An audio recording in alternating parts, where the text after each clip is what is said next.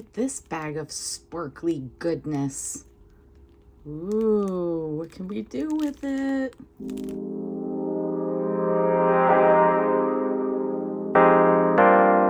Welcome back to House of Papillons. I'm Terry. Thanks for coming to hang out with me.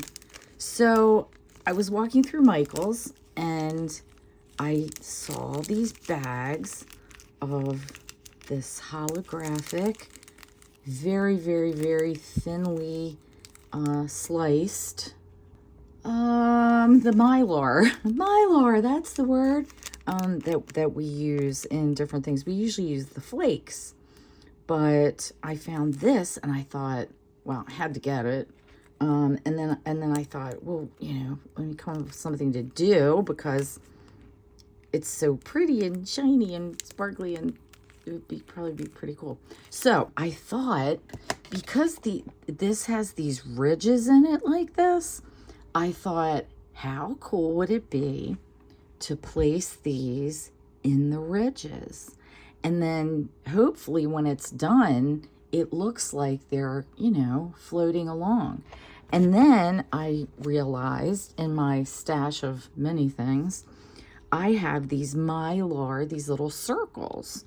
So I thought, I'm going to place little circles of the Mylar throughout the center. They just stick there like glitter or anything else that you put in a raw mold. Now, I put this darker colored piece of cardboard on my working mat because, for me at least, when I'm working with something that I'm trying to get into details of a mold, it's easier to see the details. If I just had this on a light color background, it's kind of hit or miss on whether I can see it or not. So I already did 2 of them just to see what it felt like, what it'll do. And I'm just going along placing these and making sure that they kind of hit the ridges that are already, existing in the mold. Because I really, like, if this works, it's going to be so cute and so satisfying. And I'll go to all kinds of lengths to make something work. Of course, then what happens later is, see, these are so thin that even sort of picking them up isn't really the easiest thing.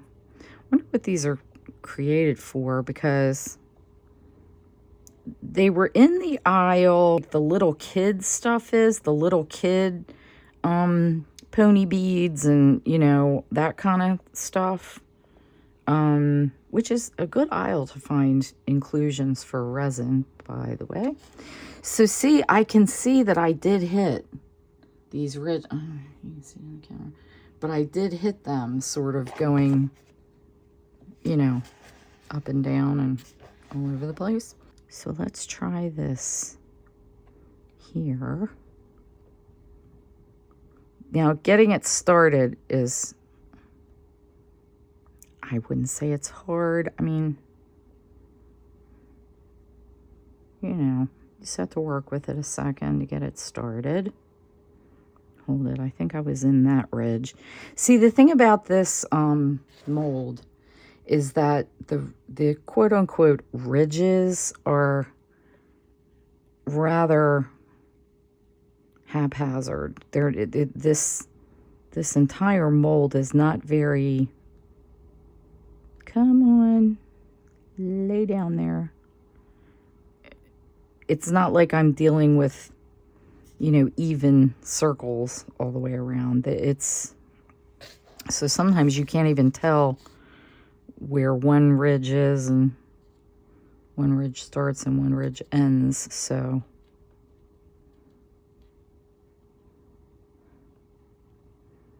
I just had this in mind.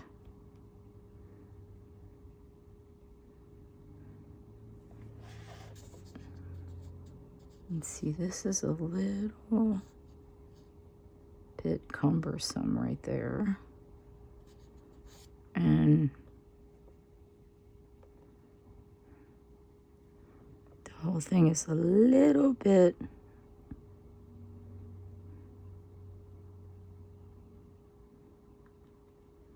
so at first it kind of helps to just kind of lay it down and let it do what it's going to do, and then smooth it sometimes. And it does do a pretty good job of sticking like that little circle did.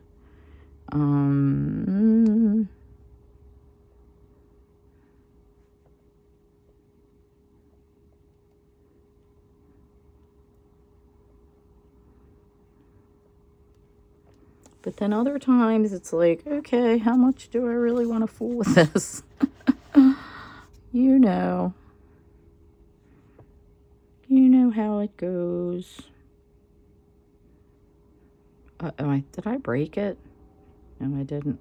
It's just like, see, it's so thin. That was sideways and I couldn't even tell where it was. Let's see if we can make the silicone tool move it. Oh, there we go.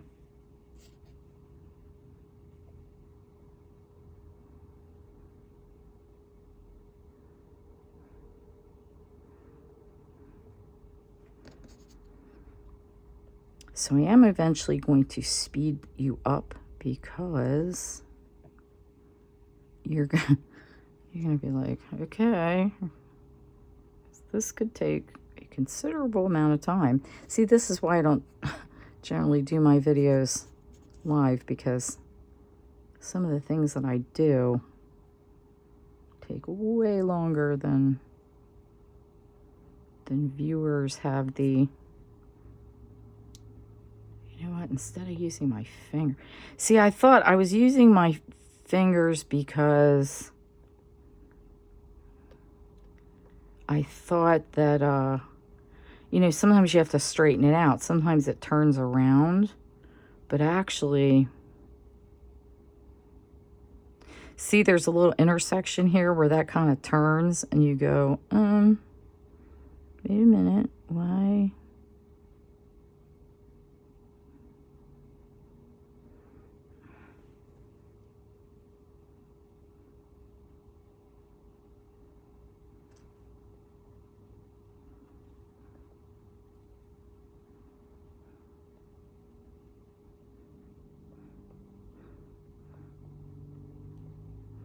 You have to sort of choose which route you're going to go at that point.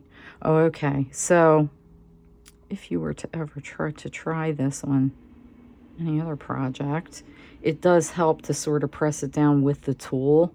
It'll help it stick a little better to the silicone, to the mold. And actually, I'm going to seek out another tool that isn't as bendy like this.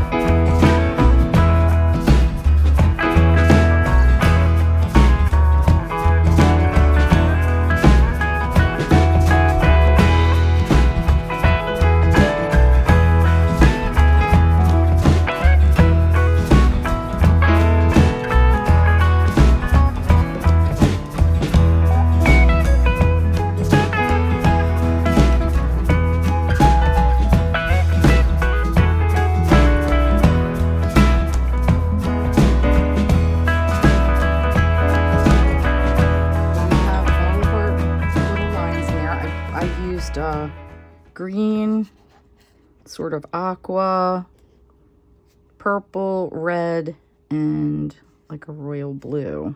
I have my little case of circles, and I'm just gonna kind of pick them up.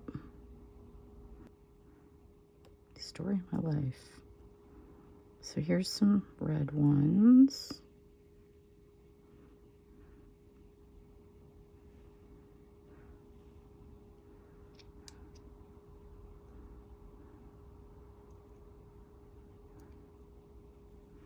And, ooh, no, that's purple.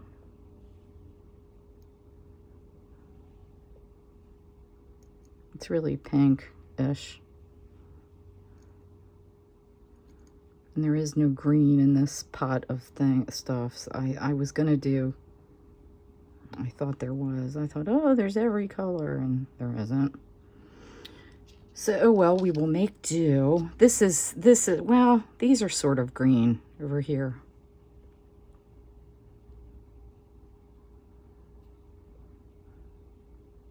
These are in the green family.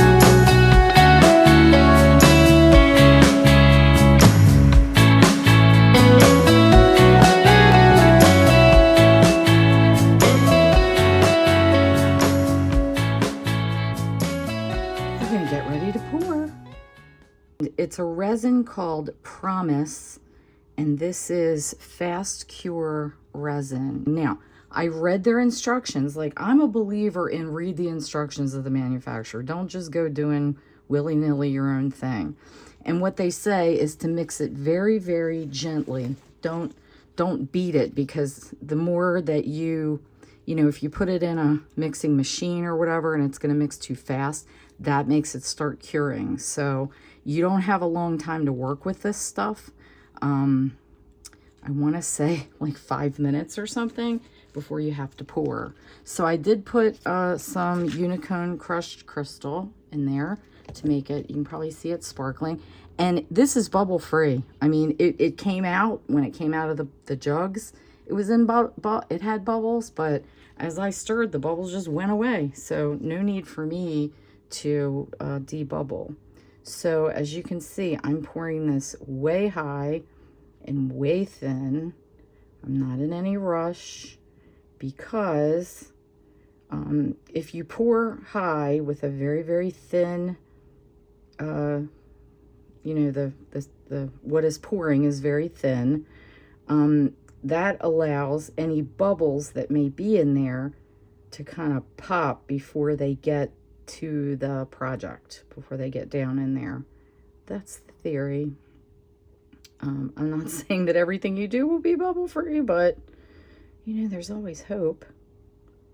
And I'm just watching those pieces of, those long skinny pieces of Mylar. I mixed up 6 ounces. I'm not terribly sure how much this is going to take. So I am just letting this kind of do its own thing, find its own way. I did find out from the last time I poured this mold that these ridges in here, they're not all necessarily even. So you know, you doing this all in one solid clear is going to be probably a little beneficial for me. The cup is warming, but it's not anywhere near warm, if that makes any sense. Like, I can feel that it's not the original cold liquid that I put in there, that I was dealing with at first. But it's not anywhere near what I would classify as warm. Now, as usual, these little guys are now moving, which I didn't want them to do. But we knew that was a chance, and we will just somehow, and this move too. I'm gonna fool with that in a minute. I don't want to try to do two things at once, because I'll go and hit it or something, and then I'll really be mad at myself. So this made it roughly to, well, there's none on that little part right there. Let's get up and over that ridge. Is there any there?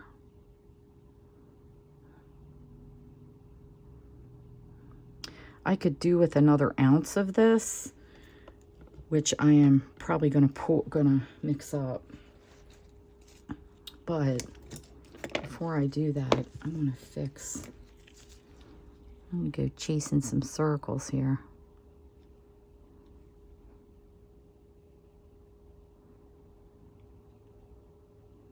And you see, one reason why this was particularly attractive to me, the fast cure, is because, you know, it gives less time. Resin, as it's curing, you know, it heats up and it moves. Things that's how blooms and all these other artistic things work. People have found out how to make the movement of the resin work for them, and that's how, you know, blooms make the pigment that you put in there. Blooms are able to be made because it pulls apart the pigment and, you know, makes it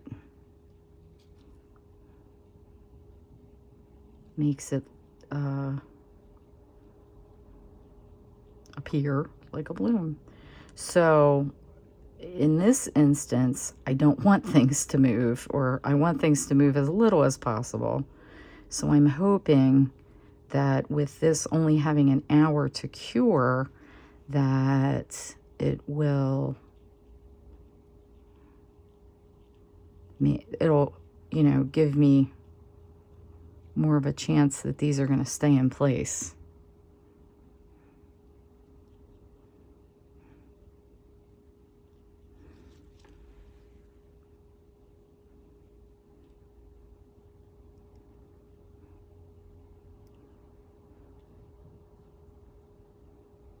Come on, little circle.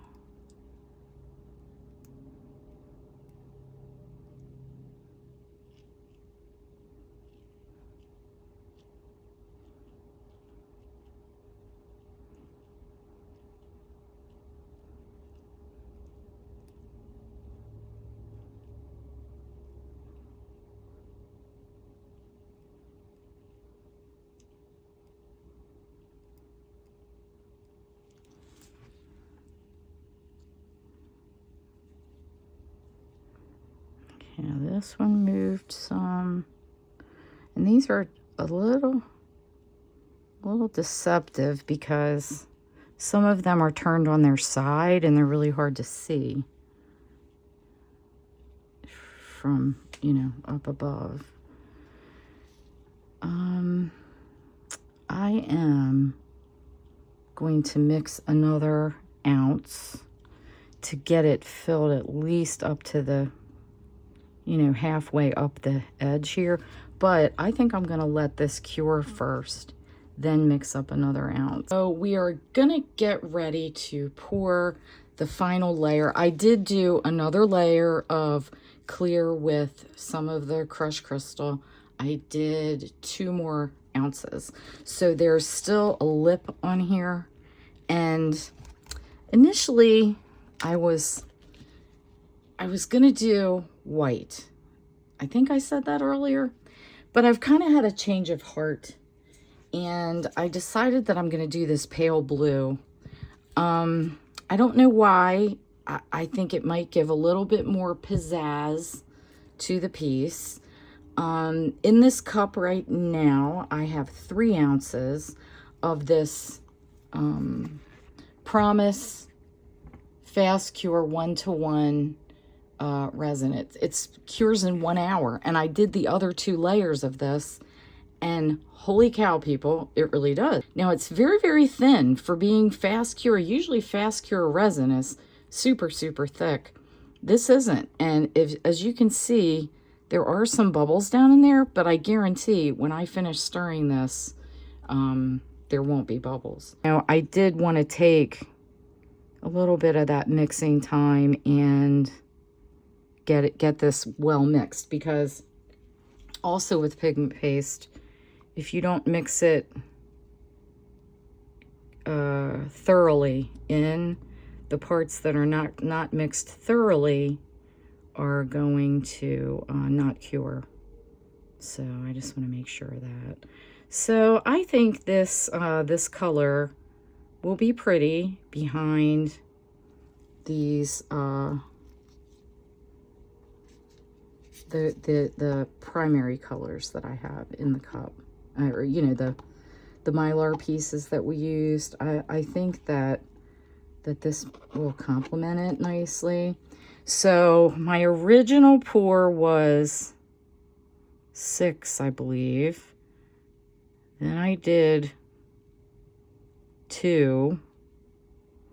Then I did 2 more when I did that final clear, and this is 3. So that's how much it takes to fill this entire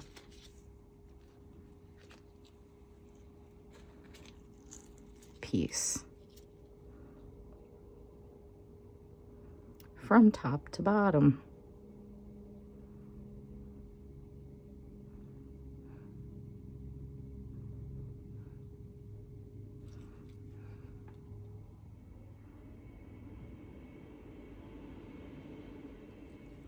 Okay, and we are to the tippy top, and we only have about an hour to go to see it in its final form, and I'll meet you at demold. Things are cured, completely cured, and we're gonna reveal what this looks like. Little very thin, wafer thin piece of overpour there that we will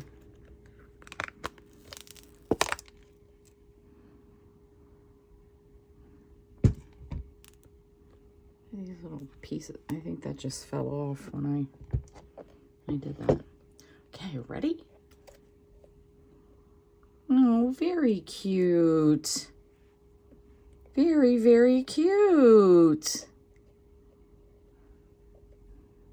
And I do, okay. So I was a little bit worried these were a little thin. I love how these took on the shapes of these edges. And just like I wanted, I mean, it's super subtle. This is not an in-your-face type of pour, but oh, I love these. Oh, wow. I'm glad I did blue. I do see some sparkle in there, the crushed crystal, which is good. Sitting down, depending on which way you look at it, you can see these. I love this. I really, really, really like it a lot. Okay, I'm going to take some closer shots of it for the ending. Please take care of yourselves. Please like and subscribe. It's completely free, and all it does is support my channel and let YouTube know that you enjoyed it and that they should push it out to other people. And I hope to see you again. Take care.